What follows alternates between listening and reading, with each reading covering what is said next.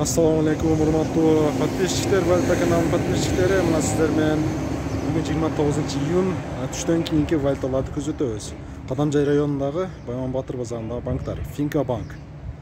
Мында тетир болуп көрүнүп калат экен, мен айтып берейин. Рубль 1.45 болду, наконец-то көтөрүлүп атат. Калгандарын азыр мындай түз кылып тартып берем.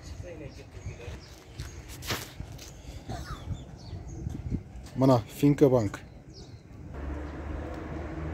Так, Айыл банкта көтөрүлгөн жок пока. 1.42 экен.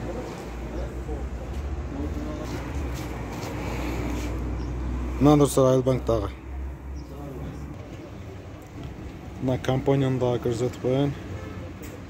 Мен мындай өзүмдү кошуп таткан себеби YouTube жаңағы мурда чыгарган видеомда айткандай эле YouTube мага ишенбей атат, бул видеолор сеники эмес дегендей кылып. Ошого өзүм да кошуп көрсөттүм. Мына азыр жакшы кылып биякта курса. Да, компаниянын банкта да рубль 1.45 болду.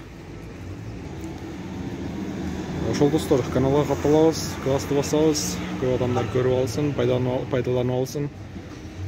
Ошол кийинки видео көрүшкөнчө сак саламатта калгыла.